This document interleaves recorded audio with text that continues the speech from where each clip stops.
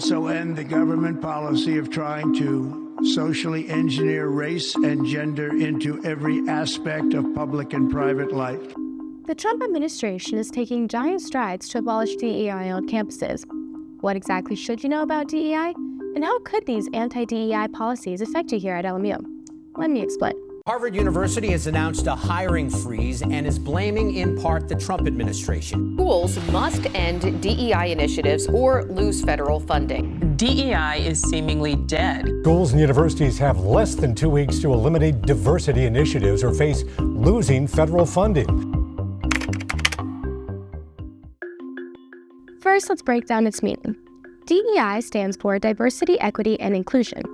According to LMU's DEI website, diversity defines who gets included in the university community and reflects the richness of diverse communities. Although DEI practices have been around for decades, it has recently received much backlash from the Trump administration and other conservatives. White House Press Secretary Carolyn Leavitt has said that Trump's agenda focuses on ending the scourge of DEI from our federal government and returning America to a merit-based society where people are hired based on their skills, not for the color of their skin. On February 14, the Department of Education told all K-12 school districts and higher education institutions to end the use of race in efforts such as admissions, scholarships, and other campus programs, or else risk losing federal funding. It is a clear attack on the values of most universities. It's a clear attack on our being and what we collectively, not only at LMU, but most universities, in terms of the movement and where we have been headed for many decades. LMU joined the Association of Jesuit Colleges in signing a letter from the American Council on Education to the U.S. Department of Education.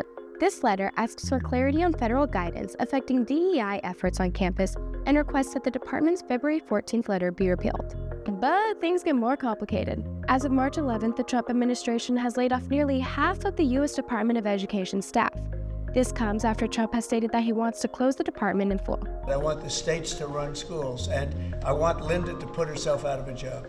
LMU has a specific position on the executive leadership team dedicated to DEI initiatives, currently held by Emelyn de la Peña.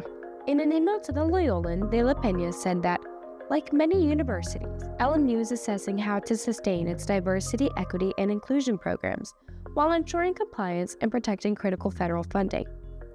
As of March 5th, U.S. District Judge Lauren Callahan has extended an order blocking President Trump from imposing a halt on federal grants, loans, and other financial support.